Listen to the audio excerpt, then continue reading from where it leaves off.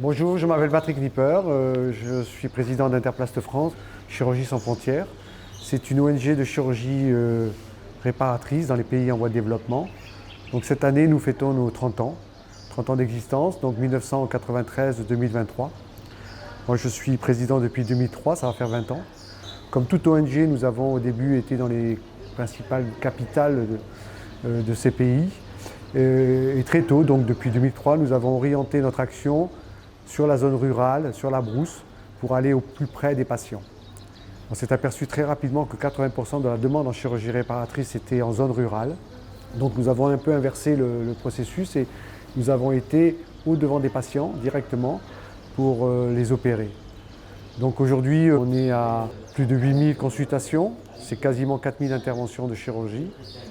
Donc c'est une petite ONG, mais on a été très efficace pendant ces nombreuses années. Alors une mission type de chirurgie plastique en situation précaire se déroule généralement sur 1 à 2 semaines.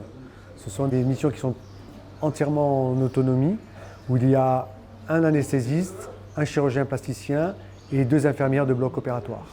On intervient généralement le plus souvent en zone rurale, en brousse, et on opère sur 8-10 jours.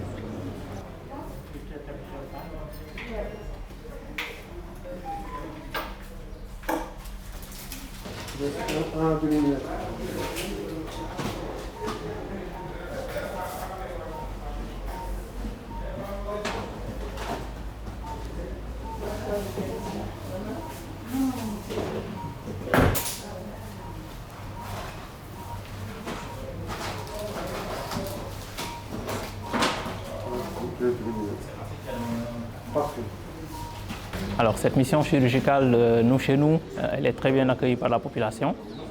Ce sont des gens qui trouvent en cette mission beaucoup d'espoir, l'espoir de se faire soigner, mais surtout de faire porter un regard différent sur leur pathologie par rapport à la compétence locale. Et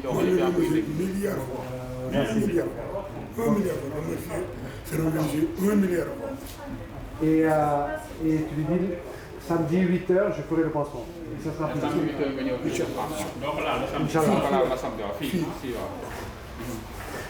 Mais personnellement, c'est beaucoup de fierté de pouvoir organiser ça. On intéresse également les chirurgiens en formation et pour toute notre équipe parce que nous assurons le suivi post-opératoire. Nous faisons les pansements selon les consignes du chirurgien et nous arrivons à faire beaucoup de choses qui sont simples mais qui ont un impact remarquable pour le patient lui-même. Alors, nous avons également développé très rapidement, après notre expérience sur 25 années, 3 concepts principaux en fonction de notre expérience de terrain. Le premier concept, c'est l'éco-chirurgie, c'est-à-dire que nous avons développé des techniques en fonction de l'environnement. L'idée de faire de l'éco-chirurgie, c'est d'adapter la chirurgie à l'environnement. En Europe, on est formé à un certain type d'intervention, mais que l'on peut faire parce qu'on est dans un bloc opératoire avec une certaine asepsie et surtout une surveillance post-opératoire, alors qu'ici, l'environnement étant différent, nous avons donc adapté nos techniques à cet environnement. Ce qui est intéressant dans l'expérience qu'on a de la médecine, de la chirurgie de brousse et de l'anesthésie de brousse, c'est qu'en réalité, on arrive à envisager un certain nombre d'opérations qui auraient été totalement inimaginables. C'est-à-dire qu'on ne peut pas, pour un tas de problèmes, des problèmes de logistique, mais des problèmes de stérilité, des problèmes de sécurité, qui sont des freins très importants pour un certain nombre de gens et qui, en réalité, en s'entourant d'un minimum de précautions, eh bien, on arrive parfaitement à envisager ce type de chirurgie dans des conditions précaires. Le deuxième concept, c'est l'ethnochirurgie, en référence à l'ethnologie, c'est-à-dire qu'on sait qu'un patient a une partie visible et invisible, notamment sur la notion de maladie. La maladie n'a pas la même signification en Europe qu'en Afrique, par exemple. Donc on a travaillé très tôt avec les tradipraticiens, avec la médecine traditionnelle, pour que nous, on s'occupe de la partie visible, c'est-à-dire qu'on va réparer une fente labiale, une séquelle de brûlure.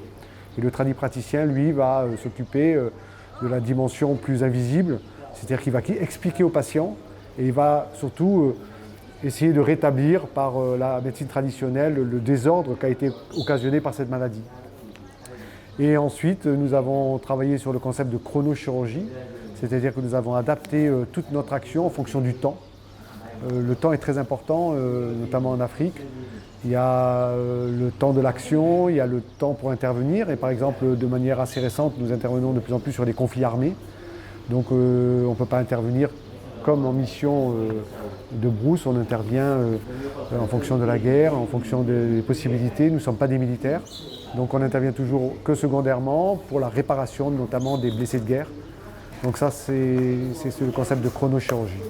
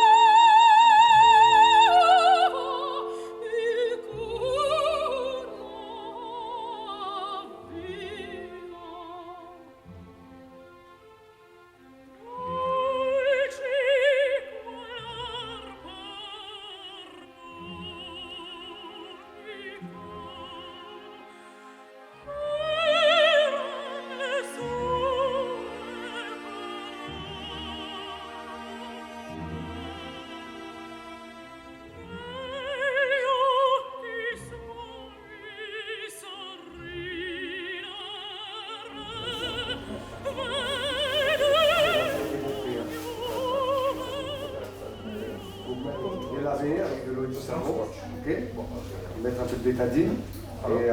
Alors sur le plan personnel, moi Après 25 années de mission vraiment sur le terrain, aujourd'hui on a calculé, on est quasiment à plus de 65 missions réelles sur le terrain. Donc basé sur cette expérience, je pense vraiment et je crois vraiment à la mobilité. Il faut de plus en plus se déplacer vite, aller rapidement et aller au plus près des patients. Il faut inverser les processus, il ne faut pas attendre qu'ils viennent parce que la demande étant vraiment en zone rurale, il faut vraiment se déplacer. La deuxième réflexion, je dirais, c'est l'autonomie. Il faut être de plus en plus autonome, c'est-à-dire essayer de traiter les patients en totalité et tout apporter, de A à Z, du début de l'intervention jusqu'à le dernier pansement.